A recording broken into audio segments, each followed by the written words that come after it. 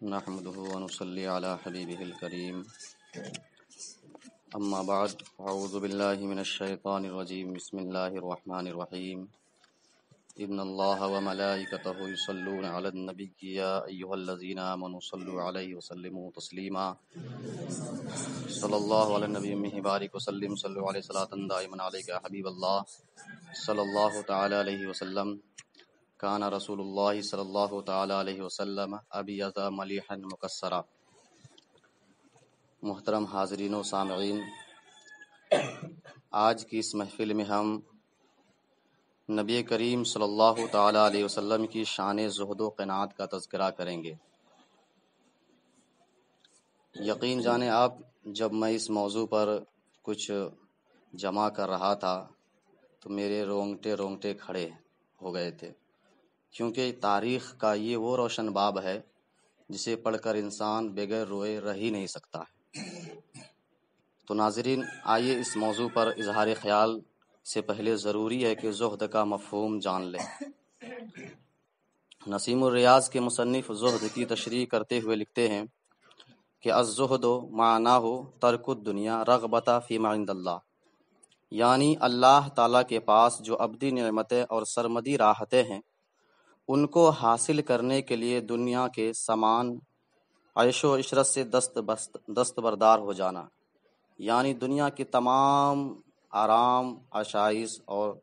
تمام جتنے بھی آرام دہ چیزیں ہیں سب کو چھوڑ دینا، صرف اللہ تبارک و تعالیٰ کی خوشنودی اور اس کی رضا حاصل کرنے کے لیے اس کو زہد کہتے ہیں۔ نبی کریم صلی اللہ تعالیٰ علیہ وسلم کی ساری زندگی اسی زہد سے عبارت تھی۔ اللہ تعالیٰ نے ساری دنیا کے خزانوں کی کنجیاں اپنے حبیب کو حوالہ کر دی تھی،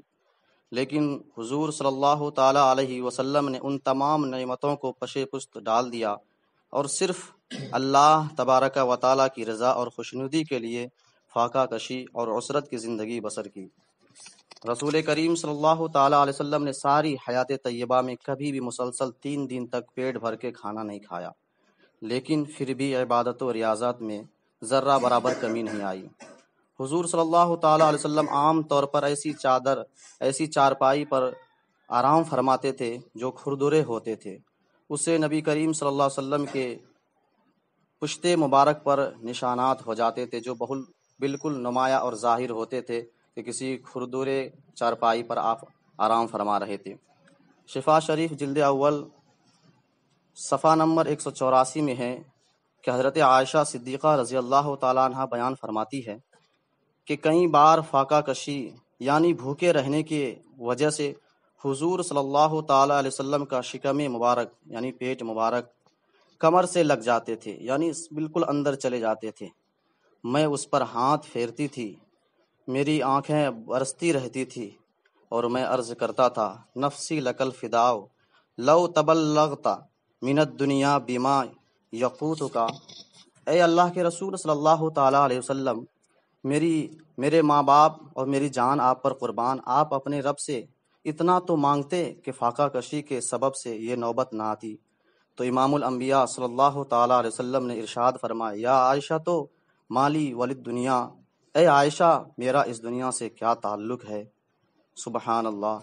علامہ پیر کرم شاہ اظہری علیہ الرحمہ اپنی کتاب ضیاء النبی جلد 5 صفحہ نمبر 378 میں اس روایت کو نقل کرتے ہیں کہ حضرت عمر فاروق رضی اللہ تعالیٰ عنہ سے مروی ہے کہ آپ نے فرمایا میں ایک مرتبہ بارگاہ رسالت صلی اللہ تعالیٰ علیہ وسلم میں حاضر ہوا، میں کیا دیکھتا ہوں کہ حضور صلی اللہ تعالیٰ علیہ وسلم کھردرے بان کے ساتھ بنی ہوئی چٹائی پر ٹیک لگائے بیٹھے ہیں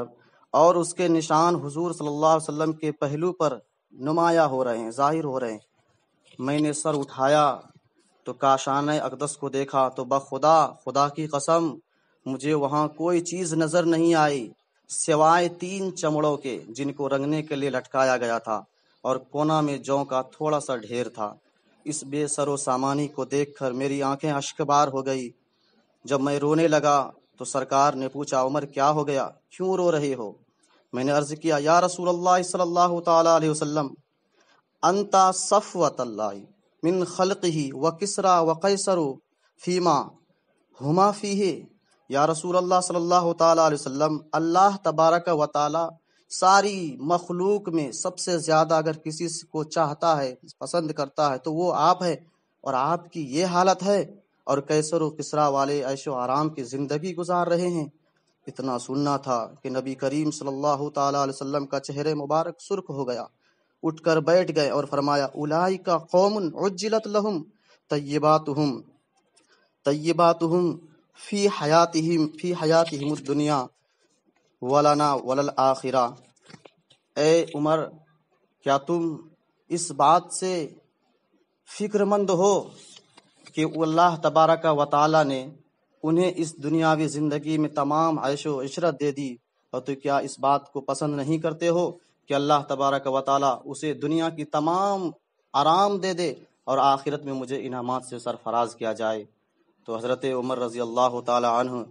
عرض کرتے یا رسول اللہ صلی اللہ تعالی علیہ وسلم، میں اس تقسیم پر راضی ہوں۔ محترم ناظرین اور سامعین، یہ ہے اللہ تبارک و تعالیٰ کی فاقہ کشی کہ 3 دن 4 دن مسلسل بھوکے رہتے تھے، لیکن پھر بھی قیام، رکوع اور سجود کا عالم یہ ہوتا تھا کہ جب کھڑے ہوتے تھے قیام کے لیے تو خود رب کریم کہتا تھا یا ایھا المزمل قم اللیل الا قلیلا، اے مزمل، اے میرے محبوب، آپ اپنے